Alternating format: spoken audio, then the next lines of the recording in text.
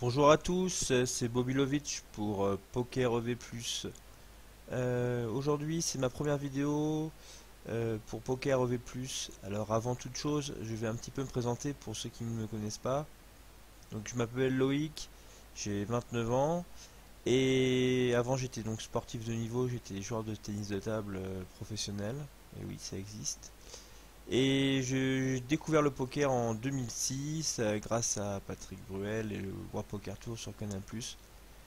J'ai commencé à devenir pro environ vers 2010-2011 à l'ouverture du point .fr où mes gains ont fait un bond assez gigantesque à ce moment-là. Et j'étais complètement pro jusqu'à ce septembre-ci.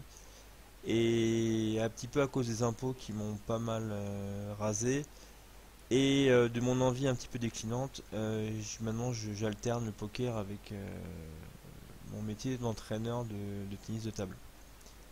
Donc j'ai longtemps été reg de 200, 400, voire plus haut. J'ai fait la quasi-majorité, la quasi, excusez-moi, la quasi-totalité de mes mains sur PMU et la quasi-totalité de mes gains aussi. Donc j'étais connu jusqu'à présent sous le pseudo Clelen. Donc si vous voulez, vous pouvez aller sur PTR pour regarder. Et là, depuis aujourd'hui, en fait, j'ai changé de compte suite à un petit problème technique avec PMU. Et voilà, maintenant c'est Captain Tsubasa. Voilà, en hommage à Olive et Tom. En fait, c'est le nom japonais d'Olive et Tom. Enfin bref. Tout de suite, on va revenir au sujet le plus important, c'est-à-dire le poker. Et pour la première vidéo, j'ai décidé de faire une vidéo un petit peu globale qui va un peu présenter ma philosophie de jeu en général. Et donc on va faire des commentaires sur une session que je vais jouer en live. Là j'ai décidé de 4 tabler la NL50. Ma limite actuelle normalement c'est plus la NL100, même si j'alterne des fois avec la NL50 lorsqu'il manque de trafic ou de belles tables en NL100. Mais là pour le besoin de la vidéo j'ai décidé de redescendre un petit peu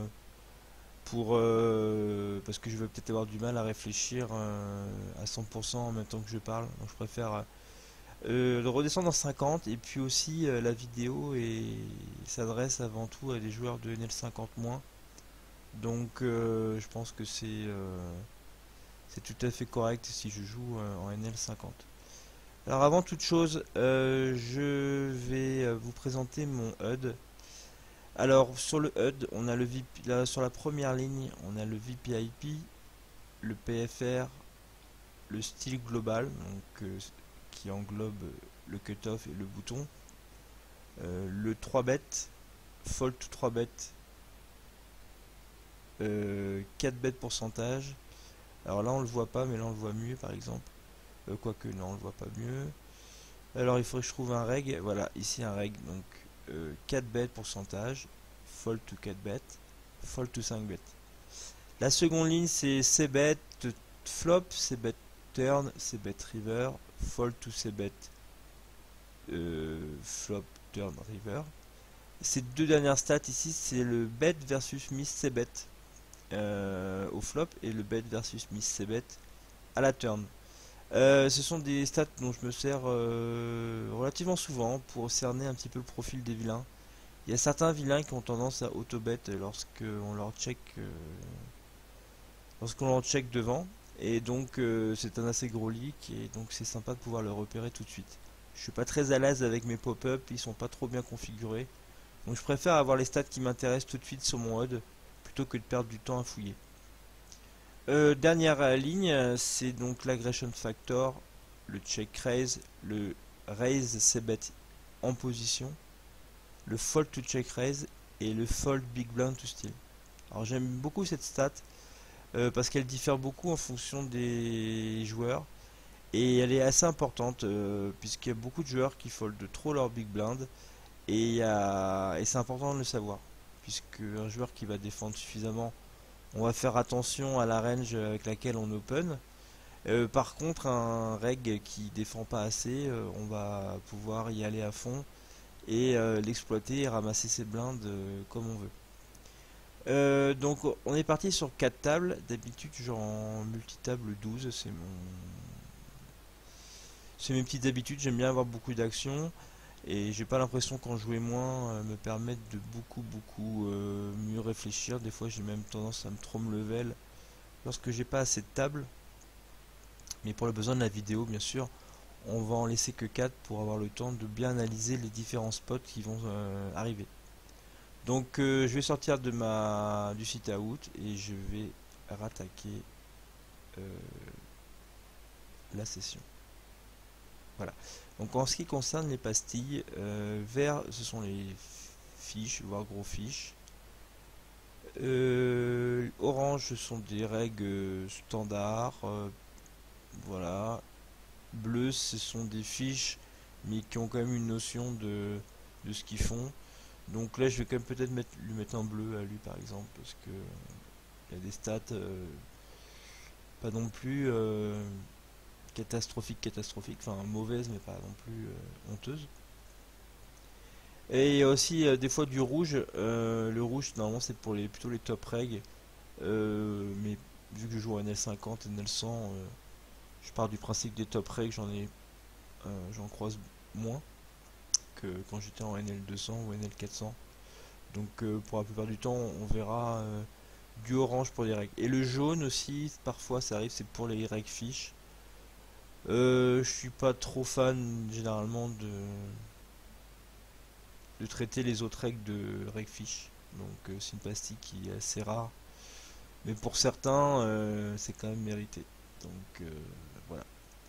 Lui on n'a pas mis encore de pastille, mais vu la taille de son stack, on peut en déduire tout de suite que c'est un fiche. Donc je vous invite à mettre des pastilles, ça gagne du temps aussi pour scanner les tables lorsqu'on en ouvre une. C'est tout de suite sympa de voir s'il y a beaucoup de vert plutôt que du orange. Généralement je mets des pastilles le plus vite possible, quitte après à les modifier. Mais là par exemple avec Bluff Nico 0,78 et la taille de son stack, il y a peu de place au doute, c'est certainement un joueur récréatif. À savoir aussi que je joue avec Table Ninja, donc ça facilite le multitabling. Donc mes sizings sont directement enregistrés. Voilà. Donc là on a un joueur catégorisé en fiche qui limp, donc là on va l'isoler avec paire de 8. Là, on va attaquer Titine avec Roi Dame, c'est tout à fait standard. Là on va lui mettre une petite pastille.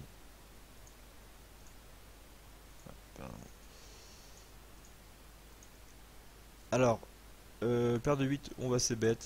Le bord de graille, on a de la value et en même temps il faut protéger sur les éventuels overcards qui vont arriver. Là le bord des dry aussi, je pense qu'on a une fold d'équité directe et puis on a encore de l'équité. On va pouvoir barrel les piques, les valets, les as, les rois, les dames. Donc ça fait quand même un certain nombre d'out. Donc on va barrel. Et puis ce flop aura quand même, il aura assez peu touché ce flop étant donné le fait qu'il soit dry. Et puis il peut me coller avec des gutshots. Donc il colle avec des gutshots, bah, on est encore devant, même s'il a l'équité, on colle devant. Valet 3, je vais fold. Je open maintenant, j'ai fait une petite modification dans mon jeu, je open très loose au bouton. Mais là contre défi, je vais quand même pas ouvrir jusqu'à Valet 3. Ça pourrait s'ouvrir, mais vu que je fais la vidéo, on va quand même jouer un peu plus taille que d'habitude, sinon on va avoir trop de spots sur lesquels discuter. Donc là, je me fais raise, je me prends pas la tête, j'ai pas de read, je vais fold simplement mon roi dame.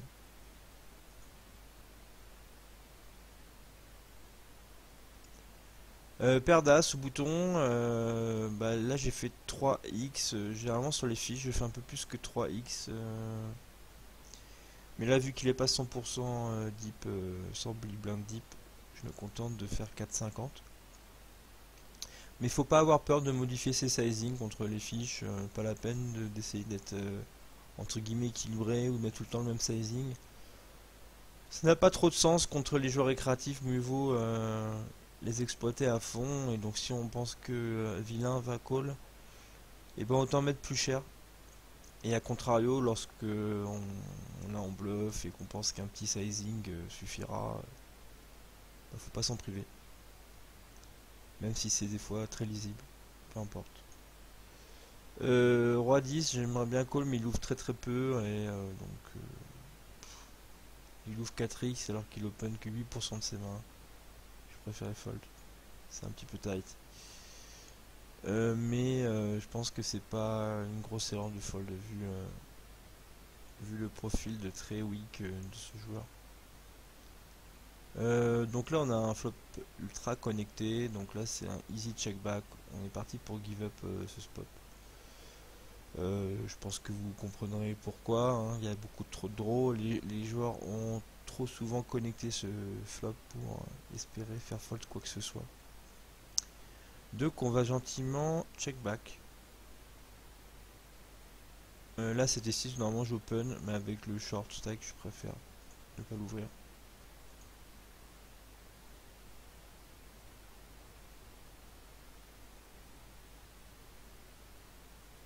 Là je vais pas bluff cette carte, parce que le règle déjà c'est que moi j'ai totalement capé lorsque je check back ce flop.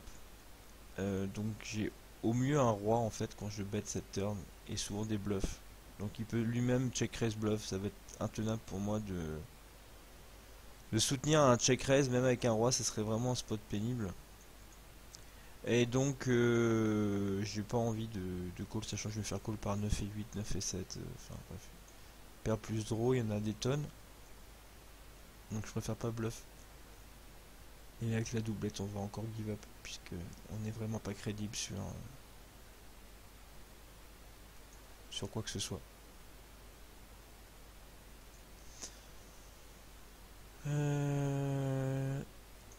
As-10, c'est assez tentant de call avec les 3 fiches là dans le coup. C'est assez tentant de call, mais je connais pas ces tendances. Ah, j'ai une note comme quoi il bluff petit river. Mais bon, c'est un peu compliqué. Ah, je suis partagé. Je vais fold, je vais jouer un petit peu tight là. Il y a des moments où je l'aurais call, je pense. J'aurais fold tout le temps en général, mais là on peut se retrouver à jouer un pot avec 3 fiches. Donc c'est quand même sympatoche. Et puis c'est pas un spot où on va s'envoyer en l'air avec top pair. C'était close à mon avis, mais le fait que je sois hoop et que on a vu que ce joueur avait limpé open limp, quand il ISO raise, on peut penser que donc sa range est quand même relativement plus strong. Et donc du coup S10 une range strong, ça joue pas très bien. Et puis on va être obligé de toute façon de jouer complètement straight forward étant donné qu'on est hors de position et contre 3 fiches, donc on va juste croiser les doigts pour toucher le flop. Donc c'est jamais génial de jouer juste pour toucher le flop. Là on va c-bet, même si je m'attends que ce flop ait souvent touché sa range. On a beaucoup d'équité et puis on peut faire fold quand même beaucoup de mains. Vous voyez, il avait As-Dame, donc j'avais bien vu que son range était quand même plus strong que As-10. Là je défends As-10, ça se défend pas forcément sur tout le monde. Là ça a l'air d'être un reg, alors je vais lui mettre sa pastille. Mais vu qu'il a l'air d'open, bon s'il en a un très petit sample, il a l'air assez loose. Et d'open très light en position de style, je pense que c'est un qu'il faut défendre.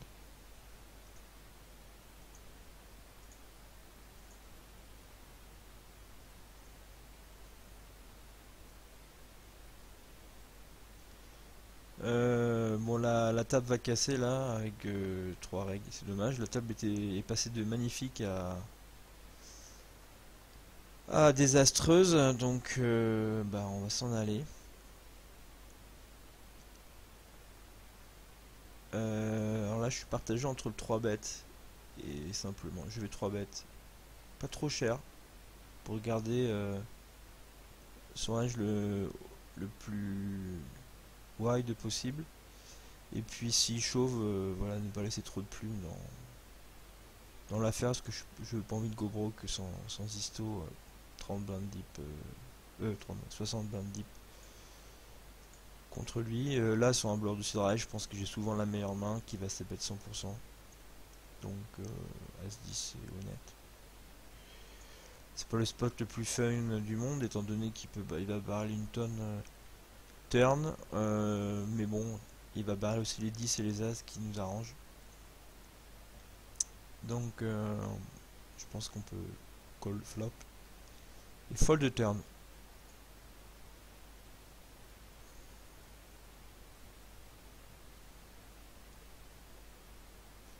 Ici je vais check back.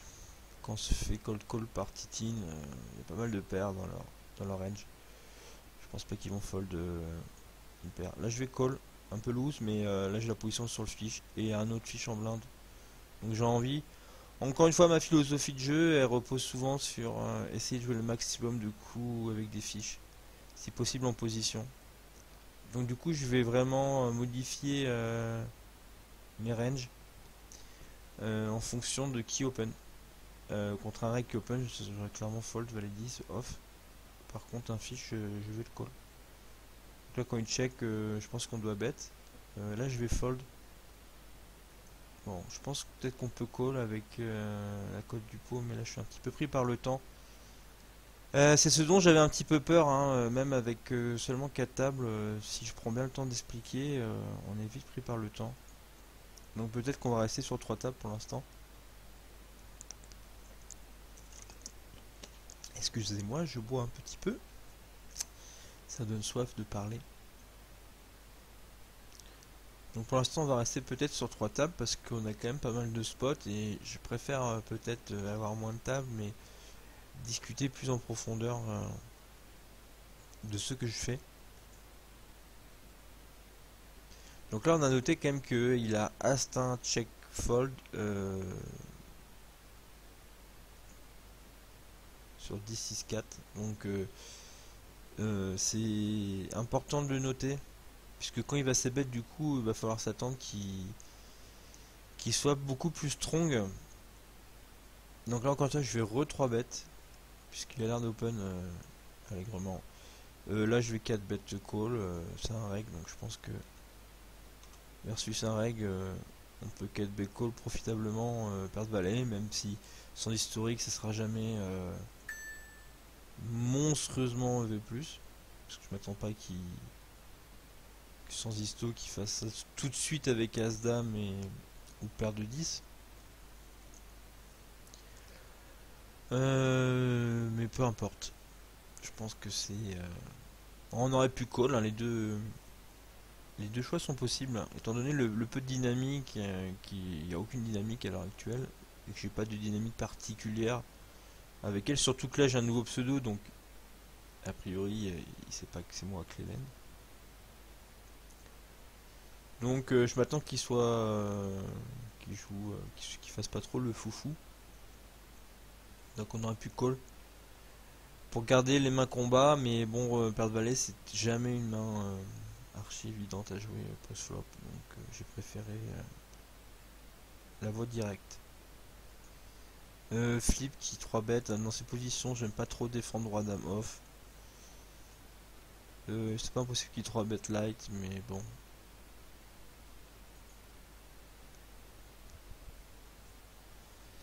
D'expérience avec ces positions là, ça joue pas très bien roi dame.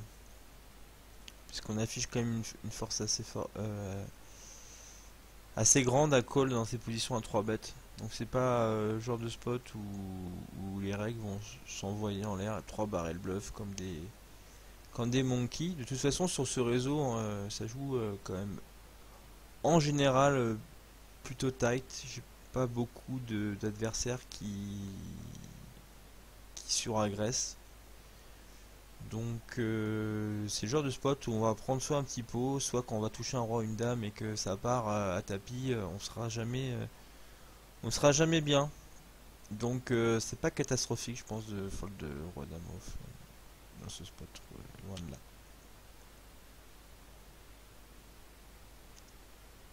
Donc je reviens un petit peu aux notes. Je vous encourage, si vous ne le faites pas encore, à prendre beaucoup de notes, le plus possible en fait. Après, faites attention aux notes qui soient vraiment utiles. Pas la peine de surcharger non plus votre petit bloc-notes. Mettez des choses qui peuvent vraiment vous servir, hein. Mettez pas des trucs qui sont trop marginaux, des spots qui arrivent une fois tous les 100 ans. C'est pas la peine forcément de les noter. Par contre, ce que je viens de dire, par rapport à Bluff Nico, quand je dis qu'il check fold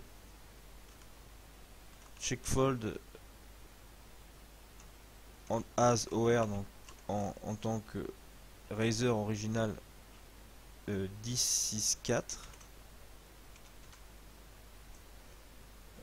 c'est important. Comme je l'ai expliqué, il n'a pas cherché à comprendre, il a vraiment snap check et snap fold, donc il a pas cherché à comprendre, à essayer de bluffer, à essayer de faire quoi que ce soit. Il a vraiment joué sa main face up quoi, enfin il a vraiment joué sa main de manière directe. Et donc du coup, bah, quand il va ses bêtes, il faut s'attendre qu'il ait touché les boards quoi. Donc ça c'est important de noter. Et c'est d'autant plus important de noter sur les fiches que les fiches ils vont pas forcément être tricky, ils vont pas forcément être équilibrés, mais ils seront même jamais équilibrés. Donc quand on va avoir cette note, on peut penser que ce sera quasiment tout le temps vrai. Après il y a des règles qui vont des fois un petit peu mix leur stratégie, et donc ils vont décider dans ce spot de give up.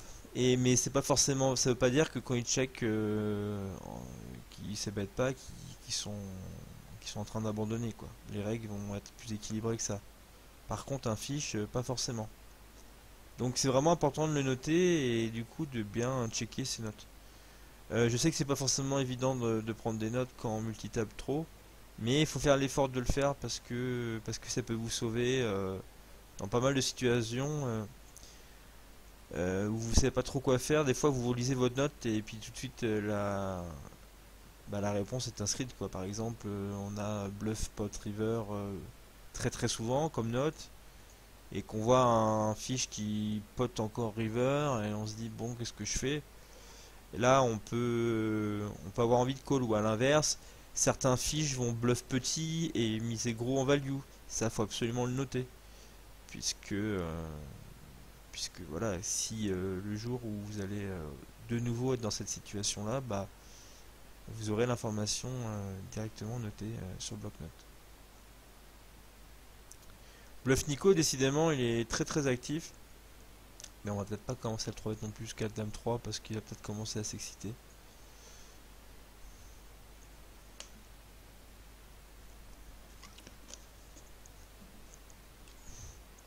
Par rapport à Table Selection, donc là ça va peut-être être des conseils un petit peu basiques. Mais s'il y a des joueurs de micro-stakes qui me regardent, ça pourra toujours leur servir. Moi je pense que le meilleur setup possible pour une table, c'est quand on a la position évidemment directe sur le fiche et que derrière se trouvent soit des fiches, soit deux règles plutôt tight. C'est important, par exemple, Broke Forever, c'est un règle qui a l'air compétent, mais c'est pas dérangeant de pas être en position sur lui puisqu'il fold déjà il est tight et puis en plus il fold énormément ses big blind. Donc on va pouvoir l'attaquer souvent sans se faire playback. Et ça c'est agréable plutôt que d'avoir des dégènes par exemple. Lose Yourself, je le connais pas mal. Et lui il est franchement pénible à jouer. Il n'est pas forcément extraordinairement bon.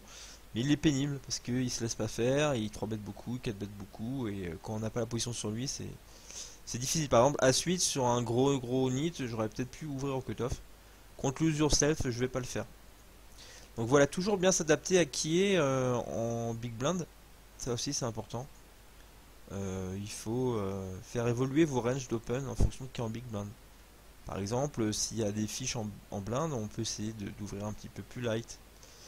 Et à contrario, resserrer ses ranges d'open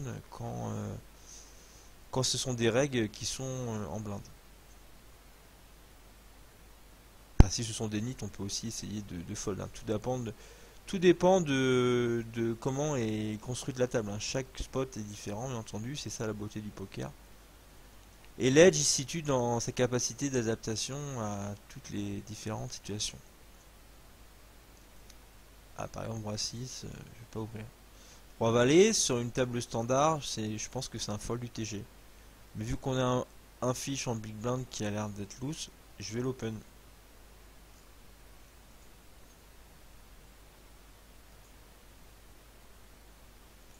Je vais essayer de trouver une quatrième table quand même pour que ce soit plus sympa. Grégos je connais pas, donc je pense que c'est un joueur récréatif.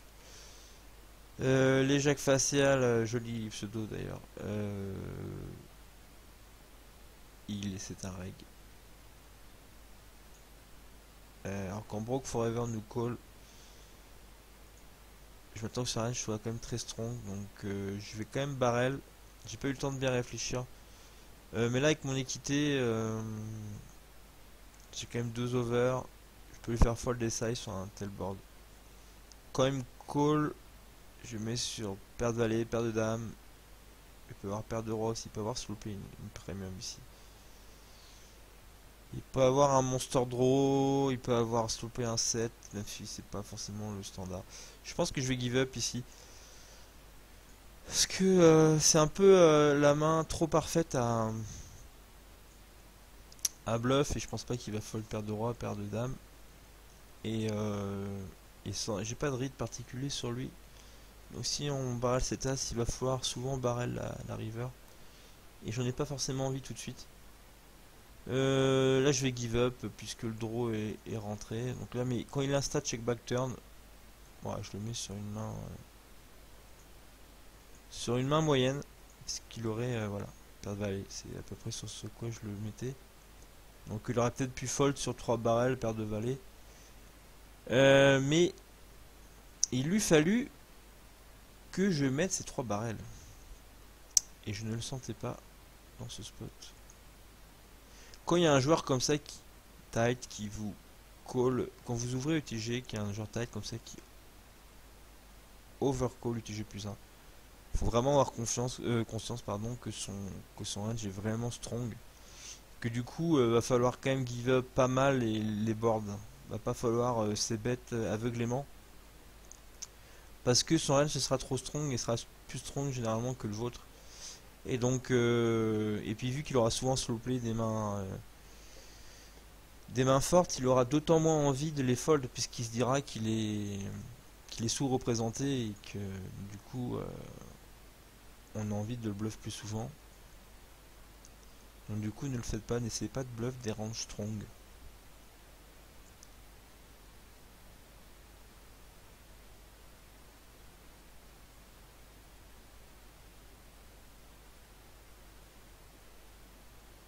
Donc zinc, on va le catégoriser. Momo aussi. Et Grégos aussi. Donc là c'est une belle table.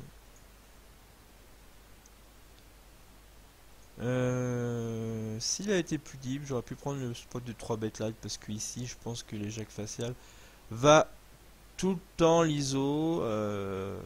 Donc je pense qu'on peut 3 bet light ici. Mais bon, on connaît pas Zinc et s'il overcall ou chauve, bah, on sera bien embêté.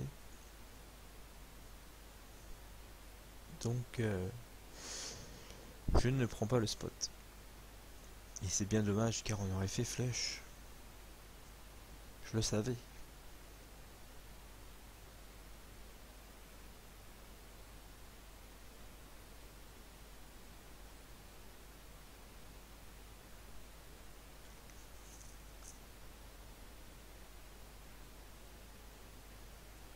Kill couche, il open vraiment beaucoup. J'ai quand même envie de 3 bêtes là. Mais dame valet off, c'est pas la main que je préfère 3 bêtes. Parce que je vais souvent être call par roi dame et as dame. Rarement par dame 10. Donc si jamais des spots, ou As-Valet, Roi-Valet aussi vont me call, donc c'est vrai, j'aime pas trop call, surtout hors de position. J'ai jamais 3 bêtes encore qu'il couche, donc il peut peut-être me donner du crédit, mais j'ai quand même été pas mal actif sur cette table, donc je sais pas s'il l'a remarqué. Donc bon, je prends pas le spot. Je pense pas que ce soit la meilleure main à call. Alors 8 et 9, alors je vais raise, car c'est un fiche et j'ai envie de construire un pot contre lui. On peut tout à fait check back, parce que de toute façon on est déjà heads up. Donc c'est pas dérangeant de check, mais j'ai envie de jouer un plus gros pot avec un joueur sur qui j'ai un edge. Donc c'est pour ça que je raise, mais le check me dérange pas plus que ça. Parce que s'il se met à check... Après faut savoir, il y a certains fiches qui aiment bien limp re-raise, donc ça aussi il faut le marquer. Marquez-le, si vous voyez un fiche qui limp re-raise, bon c'est souvent une premium, mais il faut le noter comme ça. On sera moins enclin à l'isoler avec Any2 et on fera un petit peu plus attention à ne pas l'isoler avec n'importe quoi pour pas se manger le 3 bet. Tac, tac, tac. Je vais prendre le spot de 3 bêtes ici par contre. Parce que comme j'ai dit qu'il couche, il open vraiment une tonne. Et lui c'est un joueur semi-récréatif. Mais qui fait pas n'importe quoi. Donc quand il call, il a tout le temps une main assez moyenne je pense. Qui va pas forcément supporter un 3 bet. Et même s'il call, on aura la position sur lui. Donc du coup ce sera pas catastrophique. Je pense qu'on va pouvoir dégager un profit à 3 bêtes ici. Là je vais... C'est bête, pas trop cher. Puisque de toute façon s'il a pas d'as ou pas de roi, Altaflo va fold. Et s'il a un as ou un roi, il ne va pas fold. Donc on peut miser 1,75, même ça suffit largement. Bon, après on voit des vilains qui collent avec paire de 8, paire de 9 ici. Mais ça on peut pas trop le savoir. On va partir du principe qu'il les fold. Et que du coup ça sert à rien de miser cher quoi. Le bluff sera aussi efficace en misant 1,75 que 2,50€. Donc autant miser 1,75. Surtout que là c'était quand même plutôt un bon bluff. On a quand même le backdoor trèfle, le backdoor straight qui joue. Donc on a pas mal de cartes sur lesquelles on peut éventuellement barrel. Mais c'est surtout que sur un board pareil, sa range de call va pas changer en fonction de la taille de notre mise. Donc pas la peine de miser trop gros. Là il donc pot, donc je vais fold. C'est assez bizarre ce qu'il fait.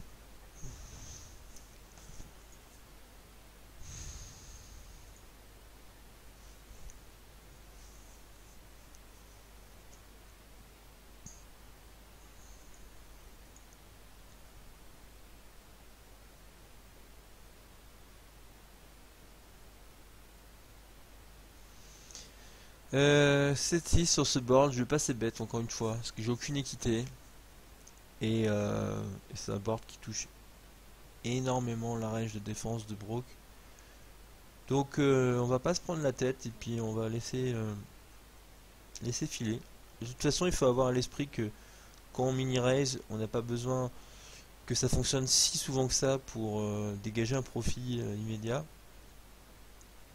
Donc il faut pas non plus c'est gagner tous les pots. Voilà, moi je sais que j'ai des périodes comme ça où un petit peu inconsciemment j'essaie de gagner tous les pots et c'est souvent synonyme de période de perte. C'est qu'on en met un petit peu partout et on fait pas attention suffisamment au spot. Pardon, j'ai time out. Bon là je pense que là quand il check back il a tout le temps paire de 4, paire de 6, paire de 8. Voilà. Tout le temps un showdown value, voire un 10. Paire de 2, voilà. Il y a souvent une value comme ça, il essaie d'avoir le showdown.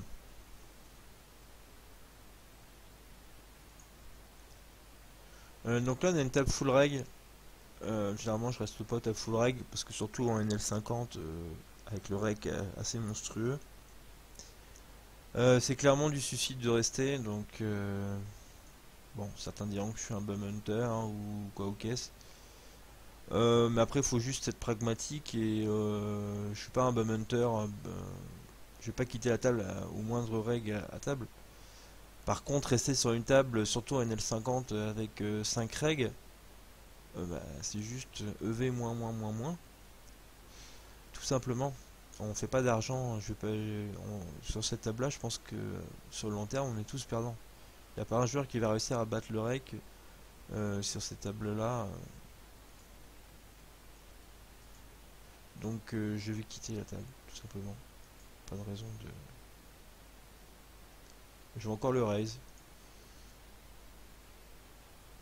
Pour l'instant, il s'est pas défendu, voilà. Donc là, la main apporte un petit, assez peu. On a juste vu qu'il openait énormément, voilà, il joue énormément de mains, il open énormément, surtout en style, et il passe à tout le temps fold. Donc bah, on va continuer comme ça à l'agresser un petit peu.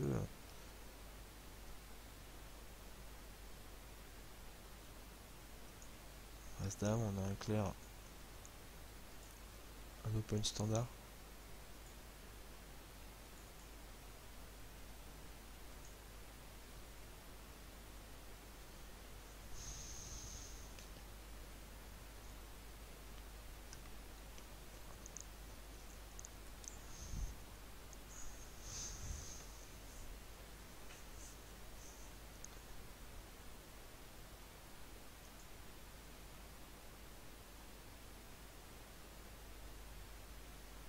Donc comme prévu, Grigo est un joueur créatif. On n'a pas encore de read précis sur lui. Donc là c'est intéressant aussi, on voit Ced qui open à 5x. Donc si on peut, il faudrait essayer de voir le showdown de cette main pour voir à quoi il fait 5x. Sachant que des fois il fait 2x, des fois il fait 3x. Des fois il limp, donc on peut présager qu'il adapte ses actions et ses sizing en fonction de la force de sa main. Et si c'est le cas, c'est vraiment une information ultra importante qu'il nous faudra noter. Car là justement quand il fera un petit sizing d'open, bah là on va pouvoir l'agresser énormément et à contrario quand il fera des gros sizing on pourra fold très souvent ou alors set miner en ayant confiance qu'il ait une premium dans les mains.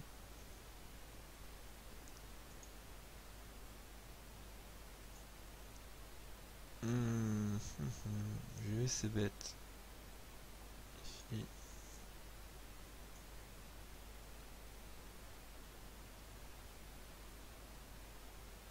C'est un peu tricky, j'ai pas envie de laisser passer cette main là.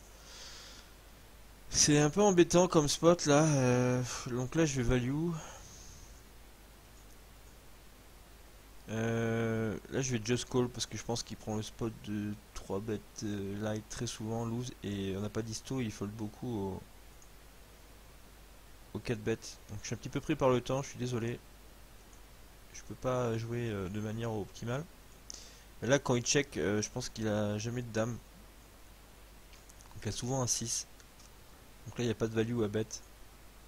Donc on va check. Là sur un board de Druid comme ça par contre je vais raise parce que je pense qu'il peut go broke. Il peut go broke des mains moins bonnes, des draws et je représente moi aussi peut-être un draw donc puis des fois c'est des spots que je peux bluff. Donc on y va, en espérant qu'il va perdre as. Et paire de roi. Voilà. Bon, écoutez, c'est un setup. Ah j'ai pas l'autori-buy. Ouais, je suis un fiche. C'est un setup.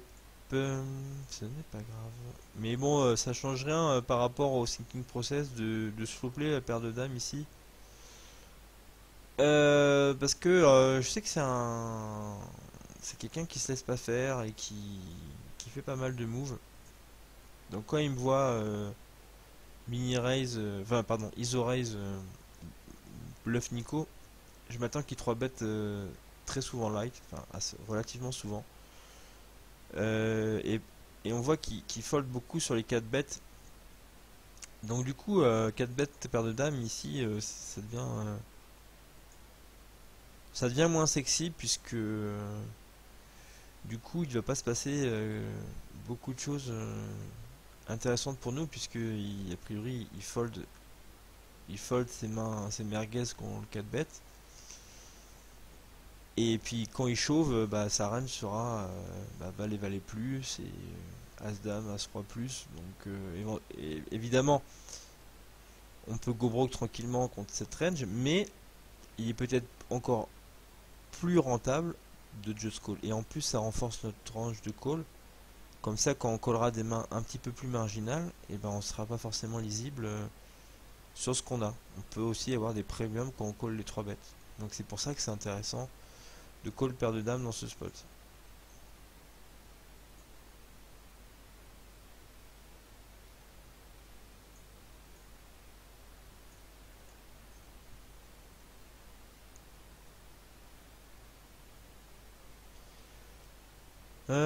Si j'avais eu un backdoor cœur, j'aurais peut-être tenté le check raise ici.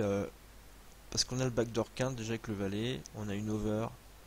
Et puis surtout, c'est un board qui va tellement tout le temps c'est bête, tellement tout le temps, que sans historique, si on check raise ici, même si on représente rien, je suis pas sûr forcément qu'il va se bagarrer pour le pot. Mais bon, là on est quand même, la main est légèrement trop marginale et le board est quand même pas idéal pour, enfin, il est pas idéal dans le sens où on représente pas grand chose. Donc j'ai pas envie de le faire trop souvent, quoi, des check raise où on représenterait en bluff. J'ai pas envie que ce soit un standard. On va éviter quand même. Des fois on va quand même prendre le spot juste pour exploiter les tendances de vilain. En l'occurrence là il fold 50% sur les check raise, donc c'est pas, c'est relativement standard je pense. C'est ni trop ni pas assez. Donc là on va c'est bête. Et puis on va go broke si ça go broke, mais bon, on n'est pas super content. Mais on y va quand même. Hein. On va pas lâcher top pair comme ça. Aussi, bon, puis on fait backdoor flush, donc ça aide. Aussi peu deep, on va pas fold, mais voilà. Quand il raise là, je m'attends pas à avoir souvent la meilleure main quand même. On a vu qu'il était quand même relativement passif jusqu'à présent. Donc voilà. Là, on a un flop sympathique. On a flopé nuts, donc rien d'autre à faire que de ces bêtes. Là, je vais call. Pareil, je pense qu'il y a rien d'autre à faire. On connaît pas Venom, mais je pense que ce serait Spirit de 4 bet call ici. Voilà, Daijang qui s'excite. Bah si... Voilà, beaucoup d'actions, messieurs. Quand il check raise ici, je vais call, parce que ici je vais call. Là je vais fold, je pense que sur As-Dame contre deux joueurs, là je suis pas fou. Mais là je vais just call, parce que sur un... Oh là là, si c'est 3, oh mon dieu. Oh mon dieu. Oh mon dieu. Oh valet 6, oh mon dieu. Ah bah j'étais... Mon read n'était pas terrible. Ouh là là, ouh là là, ouh là là, ouh là là. Je m'attendais quand même qu'il y ait au moins une premium qui traîne par là. Le board est... Voilà, j'ai slow play parce que le board est tellement dry que je préfère faire just call parce que je vais tout le temps call, mais... Tout le temps call, mais... Des fois je vais float, des fois je vais... Toutes mes top pairs, je vais les just call, donc quand on a les nuts, on va just call aussi. Hein. Donc là on check back le roi, on a 3 bêtes, on va fold, et puis là on va chauve, et je pense qu'il a souvent quand même un brelan, on espère en tout cas qu'il a un brelan. Ce serait sympa.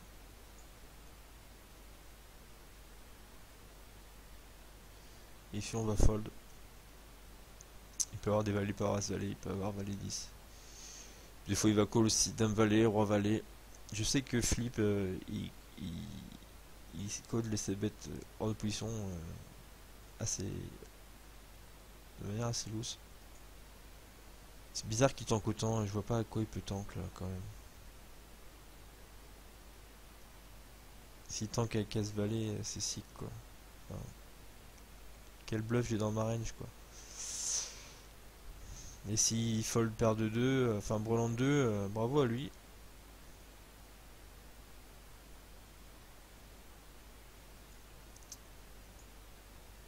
Ah là là, j'aurais bien aimé récupérer ma petite cave. J'y ai cru.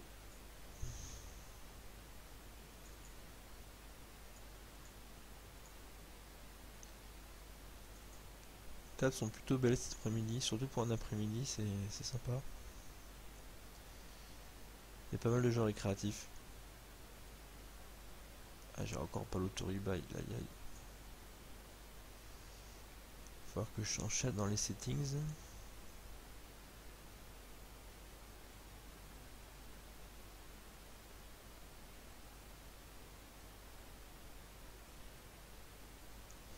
Je suis partagé entre ISO et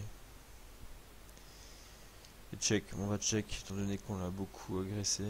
Peut-être qu'il est en train de préparer un coup de Trafalgar. On va call une fois quand même. Bon, c'est quand même un bon board assez bête. S'il call avec un 6 ou un 5, on a quand même 2 over avec dame 9, donc on a un petit peu d'équité. Par contre, là, quand il y a un deuxième draw qui s'ouvre, je vais pas m'amuser à multi-barrel parce qu'on va se faire hero call beaucoup plus souvent. Et puis, lors de questions qui fold un roi, donc voilà, on va juste give up. Oh là là, c'est vraiment bizarre ce qu'il fait là. Bluff Nico. J'ai vraiment envie de call là. Pour voir ce qu'il a. Voilà, c'était 9. Ça représentait tellement rien sa line. Que j'ai pas pu résister à aller voir ce qui se passait.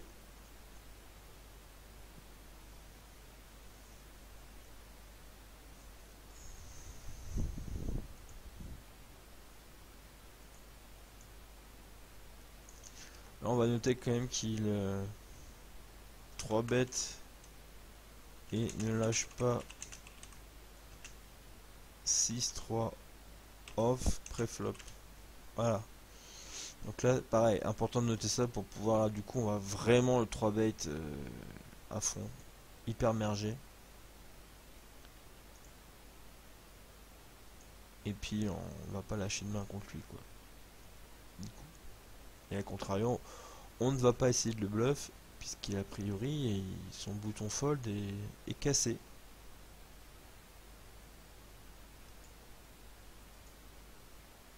Donc pareil là sur un board aussi drawy, je m'amuse pas à 3 barrels.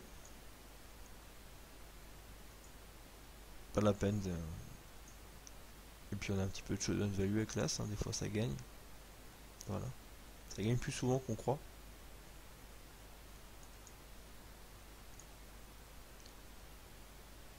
Alors on va noter que ne bluffe pas versus weakness, donc faiblesse.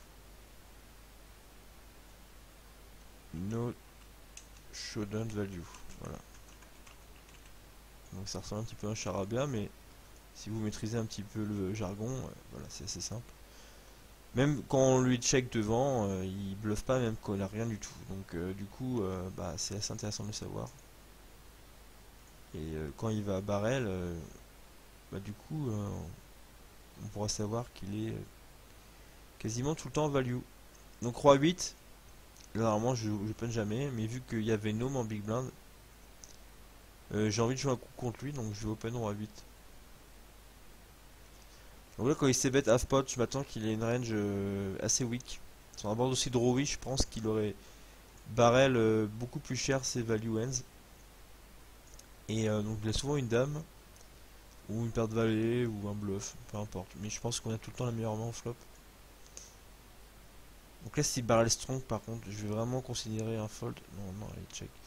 Je pense qu'il a pas grand chose. Et je vais check call river, à moins qu'il bet vraiment strong. C'est pas la meilleure carte du paquet, parce que ça fait rentrer paire de 10, as valet, et la flush évidemment. Mais et j'ai montré, il va peut-être se dire que je bluffe, que j'ai pas grand chose vu que je check. Donc là, bah, parfait.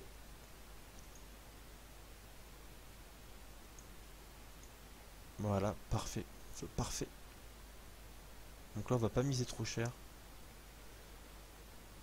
En sachant qu'il peut avoir any tout, donc on va miser vraiment petit, je pense. Ah là là, je sais pas trop quel sizing adopter.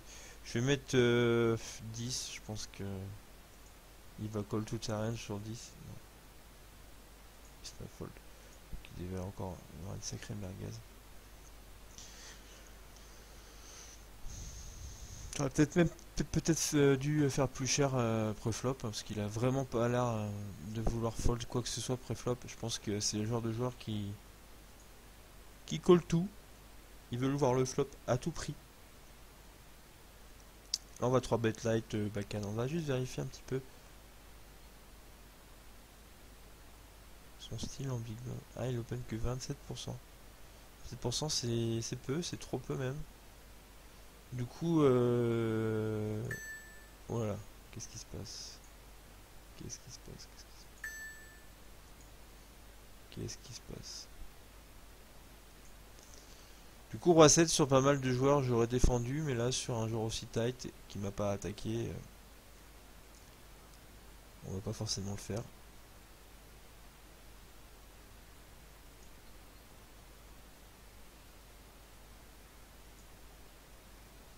Bon, là, sur un board aussi drive, on s'est bête. Je m'attends à voir de la fold qui est très souvent. En 4 et 8, on a open un petit peu sans réfléchir. Parce que j'ai vraiment pris l'habitude d'ouvrir quasi un tout ces derniers temps. Donc là, je sais bête. Même si j'ai le 4, si je sais bête pas, le coup va être compliqué à jouer. Donc autant lui faire fold son équité, si par exemple il a As-Valet ou As-7 ou peu importe. Il a forcément de l'équité contre moi et contre ma main, donc je préfère lui faire fold de ces mains-là. Et puis si on check, de toute façon, il n'y aura pas beaucoup de choses qui vont... Il n'y a pas beaucoup de bonnes choses qui vont se passer, quoi. Soit il va toucher, soit il va se décider peut-être de bluff. Bref, on sera complètement dans l'inconnu. Donc même si on a de la showdown value et qu'on value quasi rien en s'ébêtant notre bottom pair, je vous conseille quand même de s'ébêter parce que ça rend juste la main beaucoup plus facile à jouer. Et que voilà, on pourra soit transformer en bluff, turn ou river, soit si on chatte, on pourra value, on pourra continuer à value. Bref, il y a plein de choix possibles, alors que quand on check et si par malheur vilain attaque, ben, on se retrouvera dans une situation impossible et on devra fold 100% du temps. Donc c'est pour ça que je vous conseille de ces bêtes vos bottom pairs en règle générale.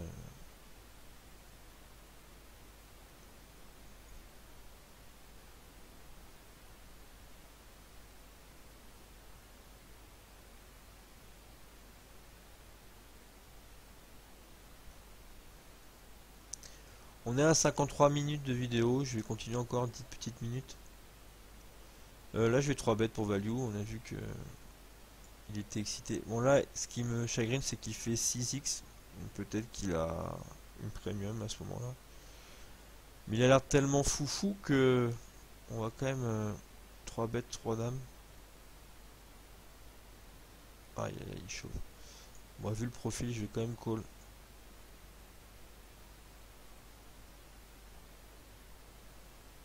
Ah là, vous voyez, il est vraiment totalement barré. Voilà. On va open 6x et 4 bêtes chauve. Encore une fois, on va rouvrir roi 5 pour jouer un peu contre lui. 9 et 7, il y a le reg en blinde. Non, je vais fold. Parce que même si les fiches call, 9 et 7, c'est une main sympathique, mais ça va pas être facile à manœuvrer, surtout si JP call, on n'aura pas de profondeur. Là je vais call ma petite paire parce qu'il y a Titine. Je vous conseille pas forcément de call des petites paires en règle générale en small blind. Je pense pas que ce soit un play gagnant, mais avec la perspective du fiche qui va compléter quasiment tout le temps, ça le devient beaucoup plus. Là je vais pas c'est bête ma bottom pair parce que déjà on n'a pas la position, le board est très connecté et on est en three-way. Donc ça fait beaucoup de choses qui vont contre l'envie de ces bêtes. Je pense qu'on va se faire tout le temps call avec des mains qui ont une équité énorme, même des gutshots avec deux overs ont une équité monstre contre ma main. Et voilà, je pense pas qu'il va se passer beaucoup de choses sympathiques si on se bête. Donc là on va juste espérer au showdown, voilà, avec le 8, ça sent mauvais. Ouais, je vais call. Ah mince, j'ai time out. C'est pas grave.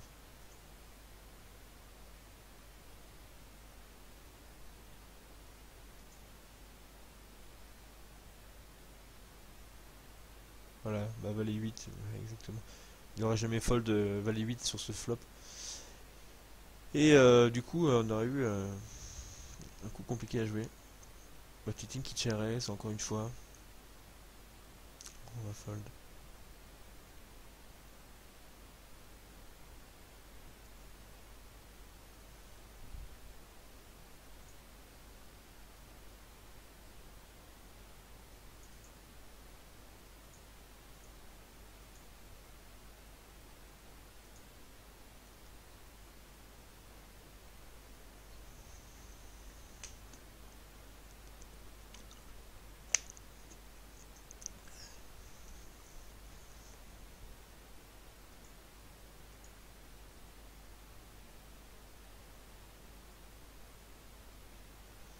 Vous voyez que les dynamiques des tables sont quand même très calmes. Il y a peu de 3 bêtes, peu de 4 bêtes. Les règles ne se cherchent pas forcément de noises, hein. Il y a suffisamment de joueurs mauvais à ses limites pour ne pas se chercher trop de poux. Donc il faut faire attention à pas se level. Et encore une fois, à bien s'adapter en fonction des différentes dynamiques. Certaines fois, sur le même règle, vous allez vous chercher, vous 3 bêtes, vous 4 bêtes à foison. Puis sur d'autres tables, ce sera pas du tout le cas. Donc il faut bien être attentif à ça. Il faut pas forcément juste se reposer sur le tracker et se dire ah ce vilain il 3 bêtes tout le temps dans cette position, tout ça, je vais le 4 bêtes light. Si vous avez jamais 3 bêtes et que la dynamique de la table est surtout centrée autour des joueurs récréatifs, il faut pas tout le temps se level, hein. Il faut des fois se reposer aussi sur son intuition et sur ce qu'on ressent de la dynamique au moment M.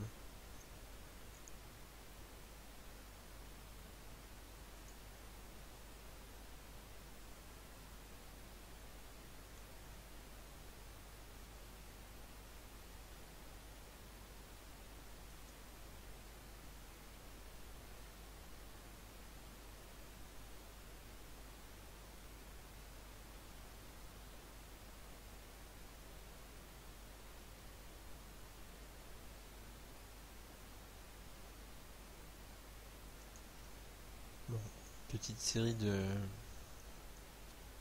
merguez, ça fait partie du jeu.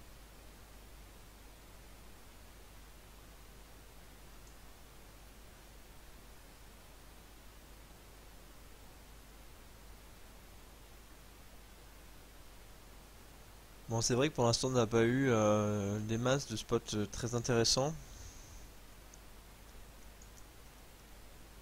Je pense pas qu'on ait fait d'erreur jusqu'à présent.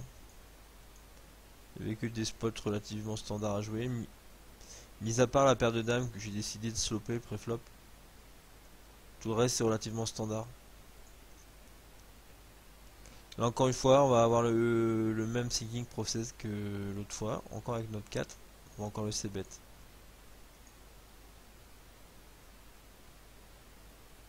Et on se fait de nouveau check raise. Je sais pas pourquoi je le crois pas là. Je le crois pas, mais j'ai aucun read sur lui, et donc je vais fold, mais je sais pas. J'ai un pressentiment comme quoi il a rien du tout ici. Donc là, on a le top 7 sur un board plutôt connecté. J'ai aucun read, mis à part que c'est un jeu récréatif. Je vais check. Bon, malheureusement, check. Voilà, avec le disque open de nombreux autres tirages, des gutshots, des flush draws. Là, par contre, on va bet, et puis on va bet cher. Et là, il nous raise. Donc là, c'est plutôt une bonne nouvelle. Quand il nous raise, je m'attends qu'il ait soit top pair, soit deux paires. Bon, bien sûr, des fois, il aura la straight, mais on s'en fiche. Donc là, aucune raison de pas 4 bêtes. De pas, pardon, 3 bêtes. Faut surtout pas slow play ici, parce que des fois, il va juste aussi s'acheter le showdown. Même si les fiches le font. Enfin, ça arrive, ils le font. Du coup, non, il faut un avis 3 bêtes ce turn 100% du temps. Parce qu'on n'a aucune certitude que vilain va barrel turn. Et puis il y a quand même pas mal de river qu'on n'a pas envie de voir. On va compléter pour 1. J'aime pas quand ils font ça, les mecs. Il y a tous les carreaux là qui nous. Je vais essayer de remettre la main. Voilà, je vais la mettre dans l'écran. Donc là on peut voir qu'il y a tous les carreaux, tous les 7, tous les 8 qui peuvent freiner l'action ou nous faire perdre. Et s'il a un draw, j'ai envie qu'il le paye. S'il a dame valet, par exemple, fois les 8, j'ai envie qu'il le paye. Donc vraiment là c'est vraiment un, un 3 bet standard. Encore une fois, pour les joueurs de NL100 en plus, ça va paraître sans aucun intérêt ce que je dis, hein, mais des fois je vois des joueurs de micro qui vont slow play. Et je pense que c'est une grosse erreur. Et, euh, et les fois où les gens vont fold, il faut pas non plus s'offusquer et se dire ah là là, j'aurais dû just call, il aurait bluff la river, etc. Non, faut pas réfléchir comme ça. Il faut surtout voir, il faut surtout bien analyser le spot. Et là, mon analyse, elle était qu'il fallait 3 bêtes et donc on s'en tient au plan et puis peu importe le résultat. Le résultat ne s'est pas passé comme prévu, mais c'est pas grave. Je pense avoir pris la bonne décision.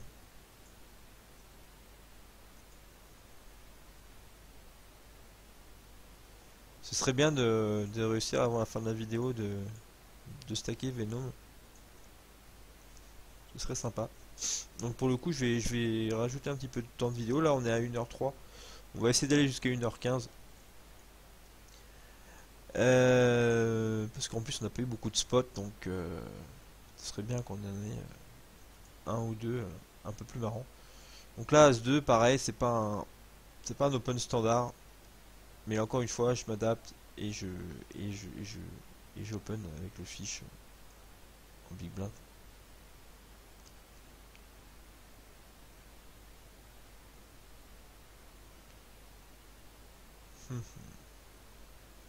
Bon, bah, c'est bête.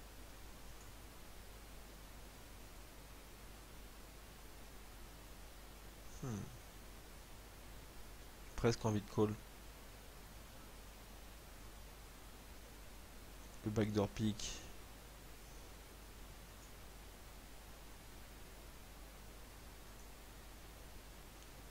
Bon, je suis pas sûr de mon play là. C'est sûrement, voilà. C'est sûrement tendre le bâton pour se faire battre de call ce mini raise, mais étant donné qu'il peut avoir tellement de merguez. Bon, je suis moyennement content de moi là.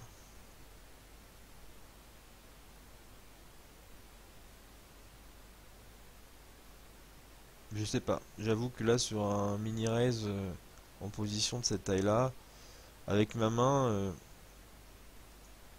je sais pas si c'est un fold parce que Contre ce loustic là, voilà, j'avais un petit peu peur de ce qui s'est passé, c'est que bah il a pas froid aux yeux et il va barrel et barrel et barrel encore.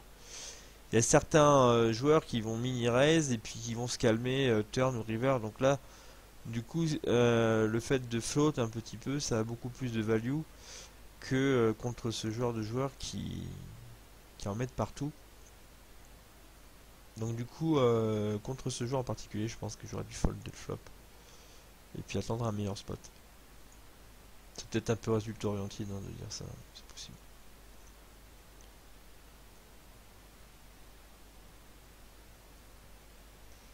Et Venom qui touche.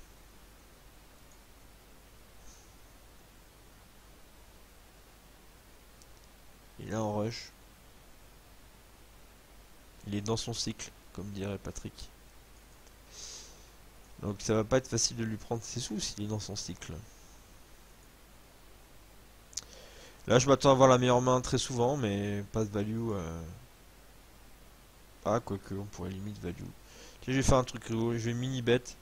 Peut se faire call par un 8 moins bon ou un 7. Ah, j'ai misread le board, j'avais pas vu que ça avait doublé du 7, pardon.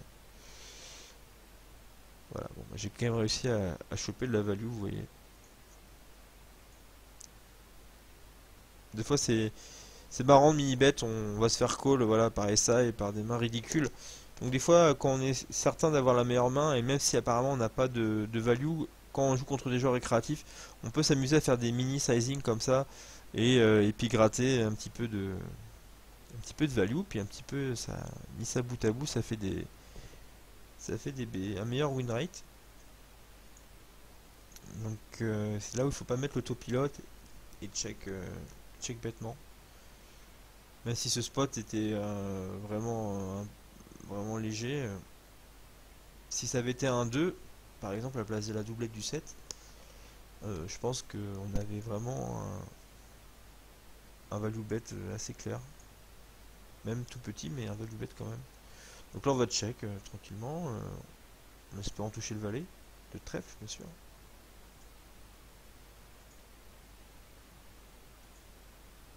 Donc là en bord de facile assez bête.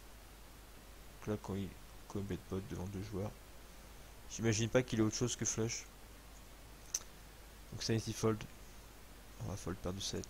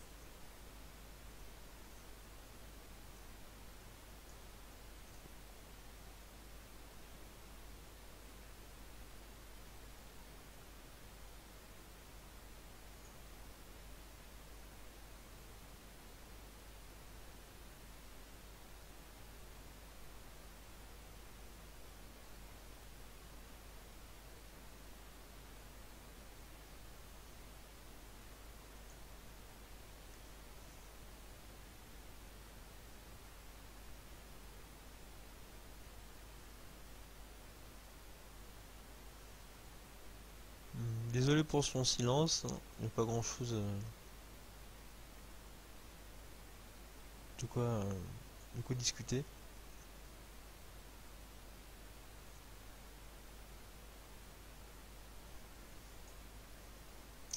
Bon, pour ceux qui ont l'habitude de me jouer et qui verront cette vidéo sur PMU, qui me croient soit en L50, soit en L100, c'est sûr que c'est un petit peu dur des fois de se retrouver à jouer entre guillemets aussi bas quand on était habitué à jouer en NL200 et NL400 voire plus haut.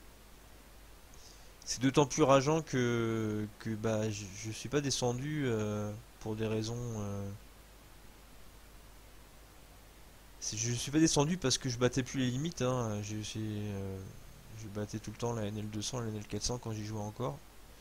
Mais c'est tout simplement que j'ai dû payer des grosses sommes pour payer les impôts et que du coup ma bankroll a fondu. J'ai eu une période de bad run en plus ajouté à ça. Et donc l'envie s'est un petit peu envolée. Donc du coup j'ai beaucoup moins green, donc beaucoup moins d'entrée d'argent. Et j'étais encore professionnel il y a peu. Et donc bah du coup la bankroll a fondu comme neige au soleil et je me suis retrouvé à être obligé de descendre en NL50 voire enfin, en NL100 voire NL50. Euh, mais bon pour l'instant sur l'année je suis quand même bien positif sur ces limites là. Je tourne à peu près 4-5 bébés pour 100 mains jouées. Donc c'est honorable. On se fait encore raise par Titine, c'est un petit peu pénible, mais il n'y a pas grand chose à faire d'autre que call. J'ai call paire de 7 parce que c'est quand même un board que les Mions va assez bête relativement souvent, même light, même en 3-way. C'est pas le spot de l'année. Je pense que peut-être que certains vont défendre un fold étant donné qu'on n'a aucune idée de ce que va faire Titine derrière. Et j'aurais envie de leur dire qu'ils n'ont pas forcément tort. Je pense que fold ici c'est pas dégoûtant étant donné qu'on ne sera jamais dans un spot de rêve. Je pense que c'est un spot assez close. Et donc du coup, fold paire de 7 ici ne me dérange pas plus que ça. Si les Mions avaient eu un... Bon, il y a deux choses. La première chose, c'est que les Mions, il est très tight. Et il open UTG plus 1, donc sa range est d'autant plus tight. Donc à partir de là, paire de 7 sur valet... c'était quoi le flop? Valet 3-2 Rainbow. Quand on met ça bout à bout, plus le fait qu'on a le fiche derrière à parler, quand il s'est bête, paire de 7, tout d'un coup ça paraît vraiment pas sexy. Et là en même temps que je vous parle, je me rends compte que si j'avais plus réfléchi, je pense que j'aurais fold directement au c-bet de Lemion. Parce que si on combine sa range très strong, enfin strong de départ, plus le fait qu'il s'est bête hors de position en 3-way, même si c'est un board dry, je pense que paire de 7 joue pas très bien. Et d'autant plus qu'il y a Titine à parler, et la preuve, il nous a raise et on est obligé de fold de manière très lâche. Et donc du coup, bah voilà, c'était un fold en fait. À bien y réfléchir, je pense que c'est un fold. Bon, on n'a toujours pas de grosses actions. La prochaine fois, je ferai une session sur 12 tables, comme ça, on pourra avoir plein d'actions. Non, je rigole. Je pense que c'est difficile de jouer 12 tables tout en expliquant les spots. Ça me paraît quand même pas la meilleure option. Mon roi 10, je call avec Titine.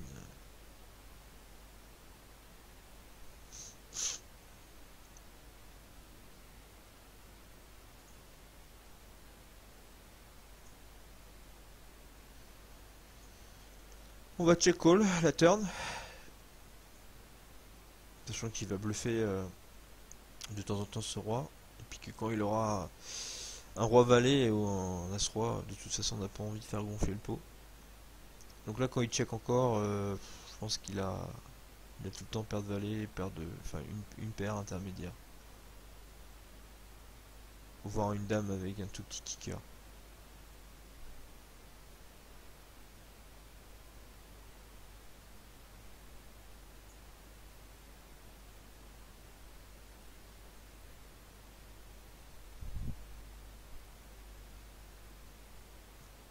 Ah, ce serait pas super sympa qu'il raise là, hein. Genre de spot où les règles représentent rien mais ont toujours les nuts. Typiquement là je pense que s'il raise il a paire de 4 quoi. Je m'attends pas qu'il essaie de représenter quoi que ce soit là. Voilà. Donc là on a fait un gros sizing pour isoler Venom. Ah là là, on a Wiggins qui call. Donc ça c'est pas une bonne nouvelle quand il call. Parce qu'il a très bien pu sloper une premium en voulant laisser rentrer Venom. Parce que là, quand je 3 bet aussi cher, je m'attends pas qu'il call des petites pockets ou des valets 10 ou des sous-titres connectors. Je pense qu'il est tout le temps très strong. Bon, là en plus, avec le flop avec SI, on va juste give up. Et prier pour avoir le showdown au toucher indice. Le problème, c'est que Venom il peut très bien se mettre à barrel comme un fou. Et on n'aura aucune idée de ce qu'il peut avoir. Il peut avoir 7-5, voilà, il peut avoir 7-5, il peut avoir flush draw, il peut avoir n'importe quoi. Mais on va fold encore une fois. Parce qu'il va encore mettre une barrel river. Et c'est difficile comme spot. Et on n'est pas à l'abri que Wiggins ait soulpé quelque chose. Même si ça m'étonnerait. Ah là là, c'est triste. Bon, je vais arrêter la vidéo ici. Ça aurait été une vidéo, je pense, avec pas énormément de spots intéressants, mais le but du jeu c'était avant tout de me présenter pour cette première vidéo et puis de vous expliquer un petit peu ma philosophie de jeu. Donc voilà, je vous dis à très bientôt sur Poker OVL+, et si vous avez des suggestions ou des questions, n'hésitez pas. A très bientôt, c'était Bobilovic. Au revoir.